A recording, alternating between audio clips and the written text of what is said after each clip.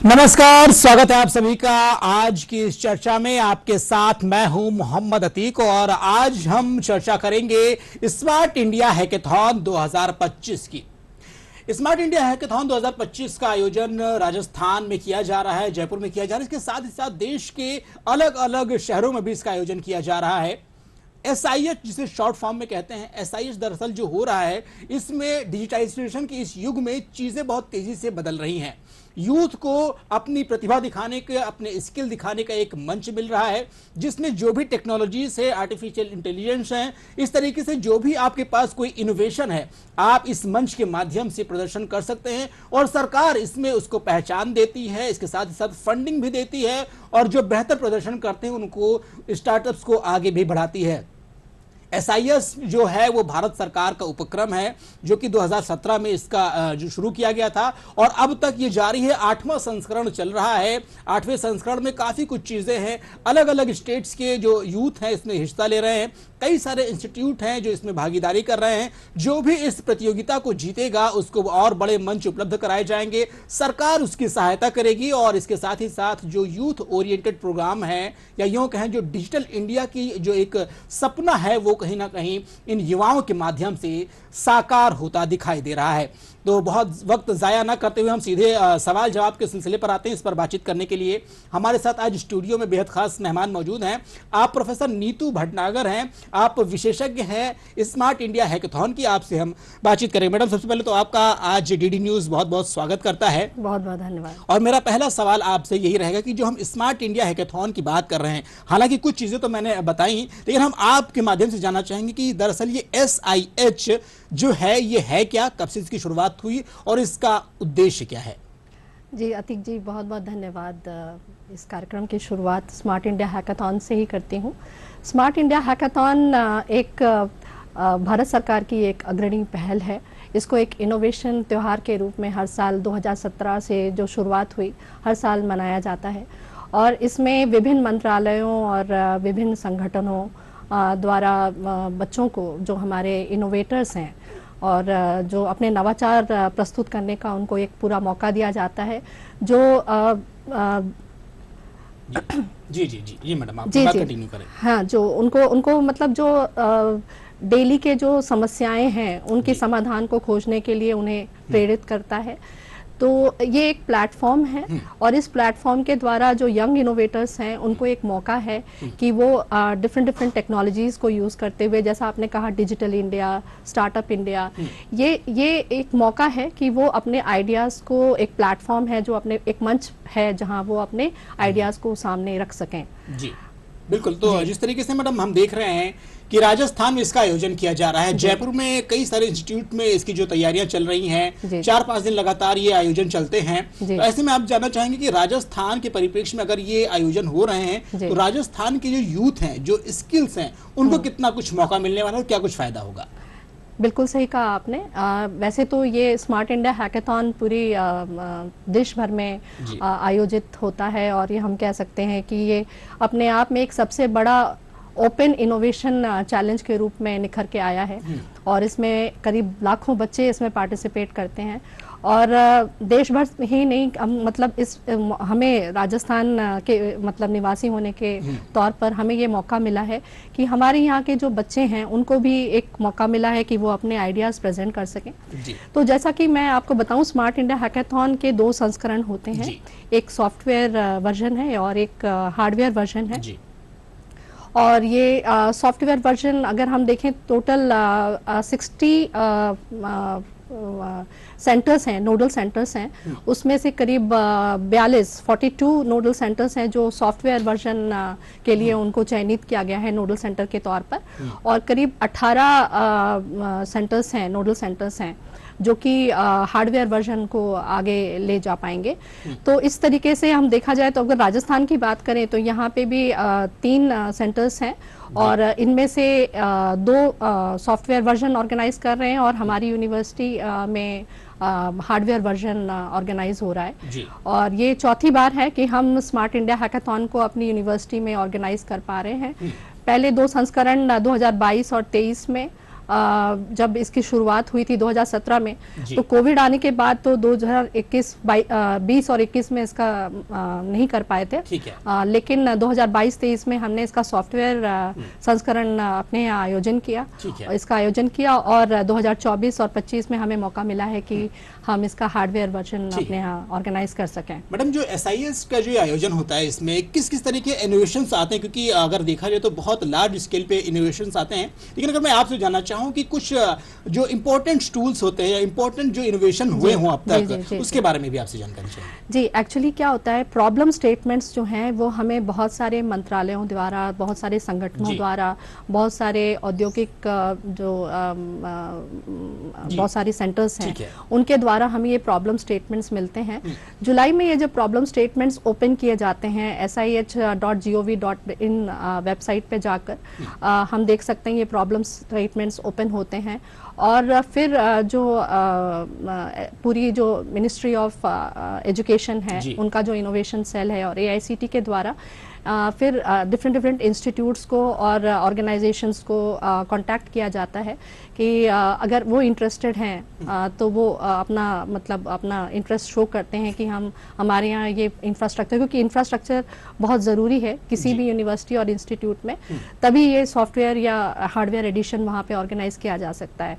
तो पहले तो शुरुआत इस तरीके से होती है, उसके बाद अगर जब हमने अपना इंटरेस्ट शो किया देन फिर जो हमारे यहाँ एक पूरा कह सकते हैं कि जो भी रिक्वायरमेंट्स हैं वो हमसे पूछी जाती हैं, और हम अपनी तरफ से अपना इंटरेस्ट शो करने के बाद फिर हमारे यहाँ इंटरनल इनोवेशन एक ऑर्गेनाइज करना बहुत ज़रूरी है, और ये हमने अपने यहाँ भी ऑर्गेनाइज किया, और बहुत खुशी की बात है कि हमारे यहाँ करीब 2000 इनोवेटर्स ने पार्टिसिपेट किया, जिसमें से करीब 3 टीमें जो चयनित हुई हैं, और वो डिफरेंट उनको भी मौका मिला है कि वो अपने आइडियाज़ प्रेजेंट कर सकें। तो बच्चों को, यहाँ के बच्चों को भी मौका है, लेकिन राजस्थान के बच्चों को मौका इस तरीके से मिल रहा है कि वो हमारे यहाँ प्रेजेंट नहीं करेंगे अपने आइडियाज, उनको अगर वो किसी यूनिवर्सिटी या इंस्टीट्यूट में अगर वो वहाँ पे रजिस्टर्ड है, और मुझे लगता है बेहतर है कि पारदर्शिता सुनिश्चित करने के लिए अगर आपकी यूनिवर्सिटी के कोई बच्चे हैं तो अदर यूनिवर्सिटी में जाएंगे, अदर यूनिवर्सिटी के बच्चे हैं जो इस यूनिवर्सिटी में आएंगे, तो ऐसे में कहीं ना कहीं जो सिलेक्शन प्रोसेस है बहुत पारदर्शिता के साथ। मैडम, ये सिलेक्शन प्रोसेस की बात हो रही है, सिलेक्शन प्रोसेस होता क्या है? दरअसल कोई अगर स्टूडेंट ये कार्यक्रम हमारा देख रहा हो, बहुत सारे यूथ हैं, कई बार ग्रामीण अंचल में बहुत सारे युवा और प्रतिभाएं रहती हैं, अगर इससे जुड़ना चाहें तो उसका क्या प्रोसेस रहता है, और जजमेंटल प्रोसेस क्या होता है, कैसे आप लोग सिलेक्शन करते हैं, इस पूरी प्रक्रिया के बारे में बताएं। जी, मैं अगर पूरी प्रक्रिया के बारे में आपको बताऊं तो जैसा आपने कहा कि फिलहाल जो स्मार्ट इंडिया हैकाथॉन पे जिस तरीके से ये टोटल स्टेप्स बाय स्टेप मैं अगर बताऊं तो इसके लिए ज़रूरी है कि जो बच्चे हैं, जो युवा हैं, ये किसी ना किसी, या तो वो डिप्लोमा होल्डर हों या बीटेक होल्डर हों या किसी इंस्टीट्यूट या यूनिवर्सिटी से जुड़े हों, और अगर उन्हें ये मौका नहीं है तो बहुत सारे जगह जैसे सेंटर्स हैं, AIC सेंटर्स हैं, वो अपने स्टार्टअप आइडियाज़ वहाँ ले जा सकते हैं, उनको रिक्वेस्ट कर सकते हैं कि उनके स्टार्टअप आइडियाज़ वहाँ रजिस्टर हों, और फिर उनके थ्रू स्टूडेंट इनोवेशन के तहत उनके आइडियाज़ को भी रजिस्टर करने का एक मौका है। लेकिन फ़िलहाल ये प्लेटफॉर्म सिर्फ यूनिवर्सिटीज़ और इंस्टीट्यूट्स के लिए खुला है जहां बच्चे ऑलरेडी पढ़ रहे हैं, चाहे वो डिप्लोमा होल्डर्स हों, चाहे बीटेक पढ़ रहे हों, तो ये उनके लिए है। ठीक है, तो कई बार जी आपका एक सवाल मैं बिल्कुल आप बात करें तो मैं उसका जवाब नहीं दे पाई, मैं क्या रिपीट करेंगे? मेरा ये था कि चूंकि जैसे कि जो इन बच्चों ने रजिस्ट्रेशन कर लिया और वो मंच पर अपनी प्रतिभाएं दिखा रहे हैं, आप कैसे सेलेक्ट करती हैं कि दरअसल ये जो इनोवेशन आया है वो कैसे है, तो क्या पैरामीटर्स उसके होते हैं, इसके बारे में भी? जी, तो जैसा मैंने कहा कि सबसे पहले ज़रूरी है कि कहीं से भी अगर इनोवेशन आइडियाज़ आ रहे हैं तो उनका हम एक बार इंटरनल हैकाथॉन ज़रूर होता है, चाहे वो सॉफ्टवेयर वर्जन हो चाहे हार्डवेयर वर्जन हो, तो एक बार इंटरनल हैकाथॉन ऑर्गेनाइज किया जाता है जहाँ से सारे आइडियाज़ लिए जाते हैं, और आइडियाज़ लेने के बाद फिर एक पूरी टीम तैयार होती है इवैल्यूएटर्स की। इनमें भी हम कोशिश करते हैं कि जो इंडस्ट्री के मतलब जो हमारे हैं इंडस्ट्री के लोग हैं वो, और स्टार्टअप्स और इनोवेशन में जो लोग इन्वॉल्व हैं उनको हम एज ज्यूरी मेंबर्स हम अपने यहाँ इनवाइट करते हैं और वो सेलेक्ट करते हैं। तो जैसे मैंने कहा कि हमारे यहाँ करीब 2000 पूरे बच्चों ने पार्टिसिपेट किया, और लेकिन इनमें से जो चयन हुआ वो करीब 100 या 150 के करीब बच्चों का सिलेक्शन हुआ। और उसके बाद ये पूरे के पूरी आइडियाज जो हैं वो भेजे जाते हैं स्मार्ट इंडिया हैकाथॉन में। मतलब ये सारा रिजल्ट जो है ये पूरा वहां जाता है, और वहां से फिर वापस वो देखते हैं, उसको इवैल्यूएट करते हैं, और जो भी उन्होंने हमारे इंटरनल हैकाथॉन में जो भी क्राइटेरिया फॉलो किया गया होगा उसको ध्यान से देखते हुए फिर उसके बाद बच्चों का मतलब ये काफी स्टेनुअस प्रोसेस है, बहुत लंबा प्रोसेस है, और लेकिन साथ ही काफी, जैसे आपने कहा, पारदर्शी है। तो सबको पता रहता है कि इसमें कहीं भी किसी के, क्योंकि सबको गवर्नमेंट का भी यही फोकस है कि सरकार भी चाहती है कि जो दरअसल जो स्किल है, जो बेहतरीन ब्रेन है वो हमारे पास आए। और मैडम, जैसे भी अपनी बात में आपने कहा कि हजारों की संख्या में जो स्टूडेंट्स इसमें हिस्सा लेते हैं, 100-200 लोगों को आप सेलेक्ट करती हैं जो ज्यादा टॉपर्स होते हैं। हाँ। उसके बाद में जो सेलेक्ट होते हैं या जो इसमें जो जीत जा रही है प्रतियोगिता, उनको आगे जाकर के कौन से प्लेटफॉर्म मिलते हैं, क्या कुछ उनको स्टार्टअप के मौके मिलते हैं और क्या कुछ लाभ मिलते हैं? तो मैं इसको आगे बताऊं कि अभी जैसे एक तो हो गया इंटरनल हैकाथॉन, उसके बाद बच्चे सेलेक्ट हुए, सिलेक्शन होने के बाद उनको डिफरेंट नोडल सेंटर्स में भेज दिया जाता है। और इसके अलावा सबसे इंपॉर्टेंट बात, जो प्रॉब्लम स्टेटमेंट जो आ रही है डिफरेंट मिनिस्ट्रीज की, जैसे हमारी बात करूं तो हमारे यहाँ जो मिनिस्ट्रीज, हमारे यहाँ 4 प्रॉब्लम स्टेटमेंट्स हैं। एक तो ministry of development for north eastern region की तरफ से, गवर्नमेंट ऑफ सिक्किम की तरफ से, और ऑफ कोर्स AICT की तरफ से, और मिनिस्ट्री ऑफ रोड ट्रांसपोर्ट की तरफ से। तो ये जो मिनिस्ट्रीज हैं इनकी तरफ से जो भी हमारे पास प्रॉब्लम स्टेटमेंट्स आए हैं, इन पे काम करने के लिए करीब 120 जो बच्चे हैं, बालक बालिकाएं हैं, वो इस पे काम करेंगे। और ये पूरी मतलब अगर हम अपनी बात करें तो 8 राज्यों से, विभिन्न राज्यों से ये बच्चे हमारे यहाँ आए हैं। और ये पूरे 5 दिन जो चलने वाली हैकाथॉन है, 5 दिन 8 से 12 तारीख तक के हैकाथॉन चलेगा। तो जो सॉफ्टवेयर वर्जन है वो तो खैर वो पूरी 36 घंटे लगातार चलता है, तो वो तो 3 दिनों में ओवर हो जाएगा। लेकिन हार्डवेयर वर्जन थोड़ा टाइम लगता है, तो वो 4 से 5 दिन लगेगा। तो पूरे 5 दिन का ये पूरा कार्यक्रम रहता है। मैडम, चूंकि प्रधानमंत्री नरेंद्र मोदी डिजिटल इंडिया को लेकर के काफी ज्यादा जो है सचेत रहते हैं, इस स्टार्टअप इंडिया को लेकर उनका जो ड्रीम प्रोजेक्ट है, काफी कुछ उन्होंने ध्यान दिया। आपसे ये जानना चाहेंगे, जो स्मार्ट इंडिया हैकाथॉन जो चल रहा है, वो स्मार्ट इंडिया जो स्टार्टअप इंडिया है, उसमें क्या कुछ रोल अदा करता है? जी, इसमें जो स्मार्ट इंडिया हैकाथॉन में जो भी विनर्स होते हैं, और ये विनर्स का चयन भी यहाँ पे भी अगर आप देखा जाए तो AICT की तरफ से भी नोडल सेंटर हेड्स अपॉइंट किए जाते हैं, और ज्यूरी मेंबर्स भी जो अपॉइंट किए जाते हैं वो भी हमें उसका ध्यान रखना होता है कि वो इंडस्ट्री से हों। तो वो आइडियाज़ प्रेजेंट करने के बाद जो भी विनर्स होते हैं, तो विनर्स को भी अगर आप देखें तो ऐसे बहुत सारे विनर्स हैं। और मैं कहूँ कि अगर आपका ये सवाल है कि स्मार्ट इंडिया हैकाथॉन का क्या प्रभाव पड़ा है, तो बहुत मतलब ये आप कहें कि कॉन्फिडेंशियल बात करूं मैं तो हमारे जो फोर्सेस हैं, बॉर्डर सिक्योरिटी फोर्सेस हैं, और सर्वेलेंस के तौर पर आज जो इस्तेमाल कर रहे हैं, जहां पे वो सिर्फ आपकी इमेज से, मतलब धुंध है, मान लो कोई किसी जगह अगर ज़्यादा धुंध है तो कैसे आइडेंटिफाई कर सकते हैं, तो उसका इस्तेमाल ये जो सारे आइडियाज़ हैं ये स्मार्ट इंडिया हैकाथॉन से ही निकल के आए हैं। जी, स्मार्ट एग्रीकल्चरल सिस्टम है ना, आधुनिक तकनीक जिससे हम जो फसल है उसकी मतलब हम ये आगे प्रेडिक्ट कर सकते हैं कि आगे क्या होगी, इसकी पैदावार कैसी होगी, अच्छी रहेगी या बुरी रहेगी। वेदर कंडीशंस का प्रेडिक्शन जो होता है वो मतलब चाहे वो आर्टिफिशियल इंटेलिजेंस की बात करें, चाहे मतलब मशीन लर्निंग की बात करें, चाहे ब्लॉकचेन की बात करें, साइबर सिक्योरिटी की बात करें, तो हमारे बच्चे भी जैसे बिल्कुल काफी कुछ चीजें जो स्मार्ट इंडिया हैकाथॉन के जो स्किल्स हैं, जो यहाँ के जो स्टूडेंट्स हैं वहां से निकल करके आ रहे हैं, और कहीं ना कहीं जो ये 8 साल का जो लंबा अंतराल चल रहा है, यहाँ से निकली हुई जो प्रतिभा है, जो आइडियाज है, वो ग्राउंड लेवल पे भी इसको जो धरातल पे उतारा गया है, चाहे वो डिफेंस सेक्टर हो, चाहे अगर हम फार्मर सेक्टर की बात करते हैं, या फिर और भी अदर्स कई सारे से सेक्टर्स आते हैं, उसमें भी काफी कुछ चीजें रहती हैं।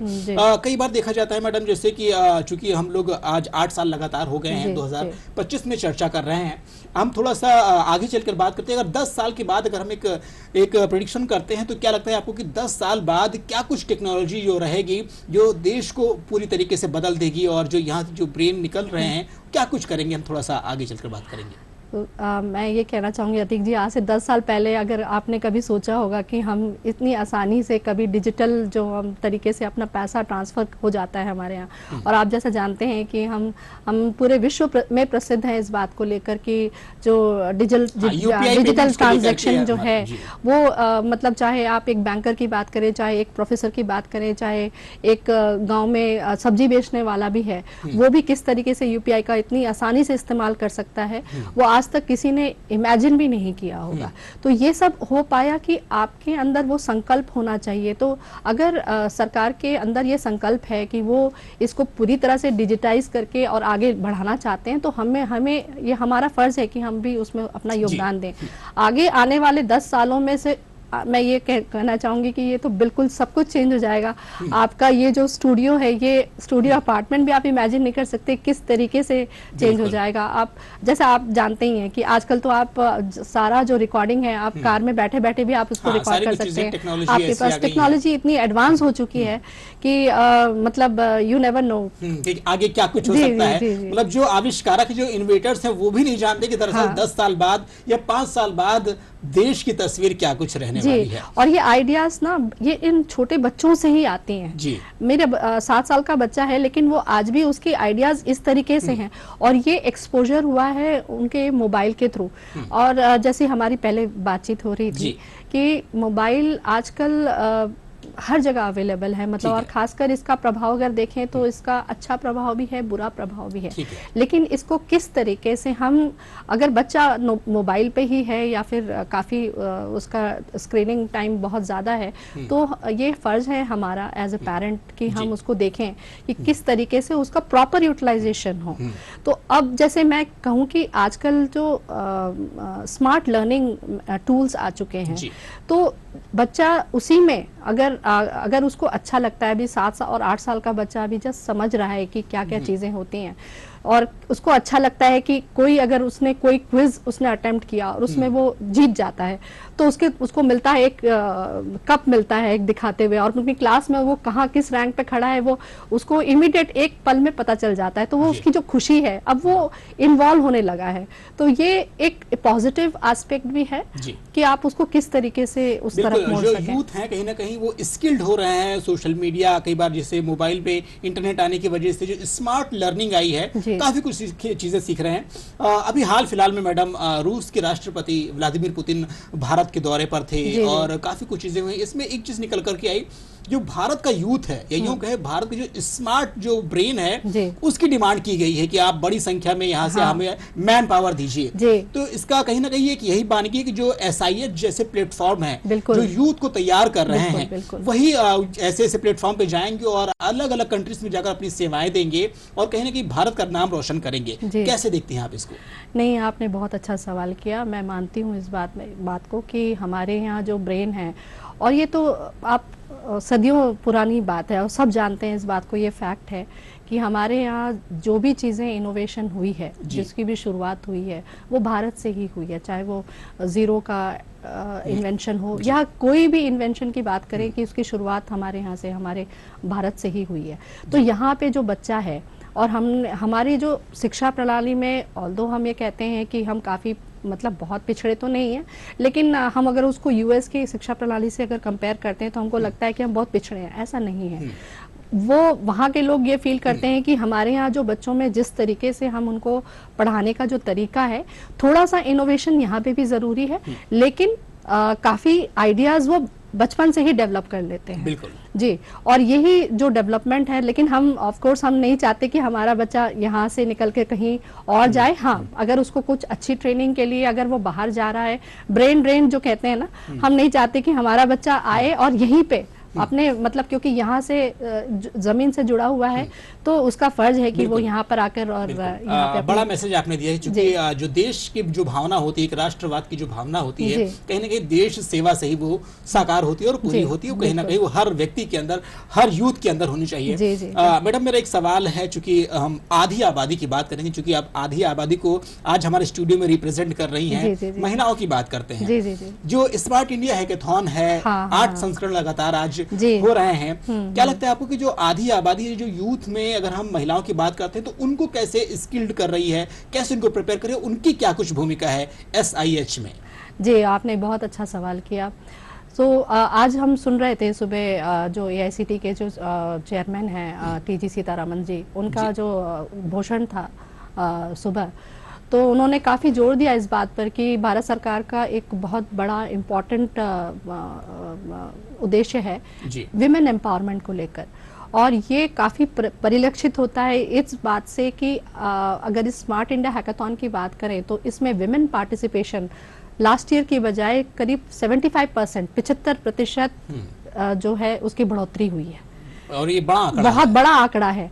और इसमें उन्होंने एक और आंकड़ा ये भी दिया कि करीब इसमें जो 1360 टीमें जो पूरी चयनित हुई हैं, उसमें से 53 टीमें जो है वो पूरा विमेन इनोवेटर्स की टीम है ना।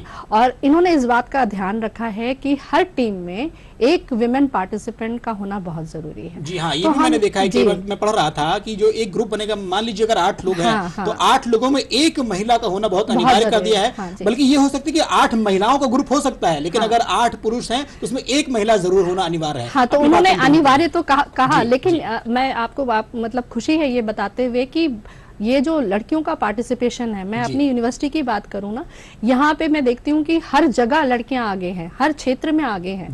पहले सोचा जाता था कि लड़कियां कभी भी टेक्नोलॉजी के क्षेत्र में आगे नहीं हो सकती, वो आर्ट्स या साइंस फील्ड्स में ही ज्यादा उनका फोकस होता है, या पेरेंट्स भी चाहते थे।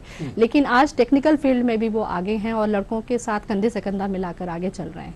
तो ये काफी स्मार्ट इंडिया हैकाथॉन ने इनको एक प्लेटफॉर्म प्रोवाइड किया है। तो ये सिर्फ अब बालकों का ही नहीं, बालिकाओं को भी एक मौका मिला है इससे कि वो भी अपने इनोवेटिव आइडियाज इस प्लेटफॉर्म के थ्रू प्रेजेंट कर सकें सबके साथ। बिल्कुल मैडम, काफी कुछ कई जो ब्रेन्स आते हैं आपके पास, जो कई सारे ऐसे यूथ आए हैं जो लोग सिलेक्ट हो गए, काफी कुछ चीजें उनकी जो रही हैं, आप उनको मेंटरशिप कैसे देते हैं? मान लीजिए जो लोग सिलेक्ट होते हैं, कई बार हजारों की संख्या में 200-100 लोग निकल करके आए, उनकी मेंटरशिप कैसे करते हैं, कैसे उनकी फंडिंग करते हैं ताकि वो आगे चल करके उसी आइडिया को लार्ज स्केल पर जो है उसको इम्प्लीमेंट कर सकें? हाँ, तो एक बहुत अच्छे पॉइंट्स जो आज सुबह के उद्घोषण में जो हमारे AICT चेयरमैन के उद्घोषण में निकल कर आए, उनका यही कहना था कि जो भी ब्रिलियंट आइडियाज़ यहाँ निकल कर आती हैं उनको वो सपोर्ट करने के लिए तैयार हैं। वैसे तो फाइनेंशियल उनको मिलता ही है, एक प्राइज मनी के थ्रू मिलता ही है, जो भी वो अपने स्टार्टअप आइडियाज़ को आगे ले जा सकें। उसके अलावा भी अगर उनको लगता है किसी ना किसी स्टार्टअप से उनको जोड़ दिया जाता है, या ऑलरेडी एक एस्टैब्लिश्ड कोई सेंटर्स हैं उनमें उनको एसोसिएट कर दिया जाता है, ताकि उनके स्टार्टअप आइडियाज़ वहीं तक सीमित ना रहें, वो आगे भी उनको बढ़ने का मौका मिले। और एक ये पहलू है। दूसरा पहलू ये भी है कि बच्चों को ये एक प्लेटफॉर्म मिलता है जिससे कि वो आगे, मतलब वो रिसर्च अगर उन्होंने किया है तो एक अच्छी यूनिवर्सिटी में दाखिला मिलने का एक मौका मिलता है। तो पूरी तरह से देखा जाए तो एम्प्लॉयमेंट अपॉर्चुनिटीज काफ़ी होती हैं स्मार्ट इंडिया हैकाथॉन के थ्रू, वो भी एक मौका है। मैडम, मेरा एक सवाल है, चूंकि बहुत ग्राउंड लेवल से मेरा ये सवाल निकल करके आ रहा है। कई सारे बच्चे होते हैं, बड़े बड़े इंस्टीट्यूट में पढ़ते हैं, बहुत सारे कॉलेजेस रहते हैं, उनको काफ़ी कुछ सुख सुविधाएं उपलब्ध होती हैं, लेकिन कई सारी ऐसी भी प्रतिभाएं होती हैं जो ग्रामीण अंचल में होती हैं, बहुत सारी चीज़ें उनको उपलब्ध नहीं होती, लेकिन फिर भी वो कई बार देखा जाता है कि कोई किसी अच्छे ड्रोन का उन्होंने इनोवेशन कर दिया, रेलवे ट्रैक पर कोई ऐसी टेक्नोलॉजी लेकर के चले, या मोबाइल से जुड़ी हुई कोई ऐसी टेक्नोलॉजी लेकर के आ गए। तो उनको मंच देने के लिए क्या कुछ प्रक्रिया रहती है? अगर वो मेरा शो देख रहे होंगे, ग्रामीण अंचल तक हमारा ये शो जाता है, तो उनको आप क्या कुछ कहेंगे कि वो कैसे आपसे जुड़ सकती हैं, SIH से जुड़ सकती हैं, या सरकार के किसी एक उपक्रम के साथ में साझा कर सकते हैं? जी, बहुत अच्छा सवाल है। जहाँ तक स्मार्ट इंडिया हैकाथॉन का सवाल है, वहाँ पे रजिस्ट्रेशन की प्रक्रिया जो है वो काफ़ी क्लियर है वहाँ पर, कि जो बच्चा, जो बालक या बालिकाएं जो कि जुड़े हुए हैं किसी संस्था से, वही रजिस्टर कर सकते हैं। एक तो ये स्टेप है जो कि काफ़ी क्लियर है। लेकिन जैसा आपने कहा कि ऐसे बच्चे जो ग्रामीण क्षेत्र से आते हैं और जिनको ये सुविधाएं नहीं हैं, तो उनके लिए मैं बस यही कहना चाहूँगी कि फ़िलहाल तो स्मार्ट इंडिया हैकाथॉन पे नहीं है, लेकिन हाँ, उनको एक मौका है कि वो अपने आइडियाज़ जो हैं, जो भी स्टार्टअप इनोवेटिव आइडियाज़ जो हैं उनके दिमाग में, वो ऐसे स्टार्टअप से जुड़ें, है ना। जो ऐसे भी बहुत सारे स्टार्टअप्स होंगे जिनका मतलब फोकस इन्हीं बच्चों के लिए है। ठीक है। और मैं बताऊं ऐसे बहुत सारे अटल इनक्यूबेशन सेंटर्स हैं और गवर्नमेंट की बहुत सारी इनिशिएटिव्स हैं। जैसे मैं कह रही हूँ बिल्डाथॉन एक इनिशिएटिव था अभी अपने गवर्नमेंट ऑफ इंडिया का, उसके तहत जो स्कूल के बच्चे हैं, अब हम ये कॉलेज की बात नहीं कर रहे हैं, अभी स्कूल से ही तैयार करना है, वो इनोवेटिव आइडियाज जो हैं आपको वहीं से लेना है। सो बिल्डाथॉन जो है ये इसकी जो शुरुआत है और इसमें ये कहा गया जो गांव से जितने भी गांव क्षेत्र में जो प्रतिभाएं हैं उनको आगे लाने का एक मौका है। तो बच्चे इनमें रजिस्टर भी कर सकते हैं इन स्टार्टअप्स के साथ। अटल इंक्यूबेशन सेंटर्स हैं, जैसे हमारे यहाँ भी अटल इंक्यूबेशन सेंटर्स हैं, वहाँ पे वो रजिस्टर कर सकते हैं और अपने आइडियाज रजिस्टर करने के बाद जो भी हम स्टार्टअप फंड उन्हें प्रोवाइड करेंगे उससे वो। स्मार्ट इंडिया हैकाथॉन की कोई ऑफिशियल वेबसाइट या कोई हेल्पलाइन नंबर हो या जिससे अगर जुड़ना चाहे तो कुछ उसके बारे में थोड़ा सा विस्तार से बता दें। स्मार्ट इंडिया हैकाथॉन की एक ही वेबसाइट है sih.gov.in। ठीक है। इस पे वो लॉगिन करके कोई भी लॉगिन करके इनमें पूरे जो भी आप इंफॉर्मेशन है वो यहाँ से मिल सकते हैं। मैम, चूंकि हम अपनी चर्चा के अंतिम पड़ाव में हैं और वक्त चूंकि करीब आ चुका है इस कार्यक्रम का, एक आखिरी सवाल आपसे लेना चाहेंगे। हमने लगभग हर पर्सपेक्टिव पे बातचीत की, आपको क्या लगता है कि कौन सा ऐसा मुद्दा है जो आप हमारे दर्शकों को या युवाओं तक पहुंचाना चाहती हैं? मैं तो यही कहना चाहूँगी कि ये स्मार्ट इंडिया हैकाथॉन एक प्लेटफॉर्म है और ये एक ऐसा प्लेटफॉर्म है जिसमें आप बच्चे जो हैं अपने इनोवेटिव आइडियाज़ जो हैं वो अपने तक सीमित ना रखें। एक्चुअली होता ये है कि जो भी स्टार्टअप आइडियाज़ हैं वो अपने इनिशियल फेज़ में ही आकर वो ख़त्म हो जाते हैं। तो इसके लिए ज़रूरत है कि यूनिवर्सिटीज़ और इंस्टीट्यूट्स ऐसे आइडियाज़ को सामने लाने के लिए इस तरह के हैकाथॉन्स अपने यहाँ ऑर्गेनाइज करें ताकि बच्चों को एक प्लेटफॉर्म मिले और वहाँ ये आइडियाज़ को आगे उनको मेंटरिंग की बहुत ज़रूरत होती है, तो मेंटर्स उनको प्रोवाइड करें।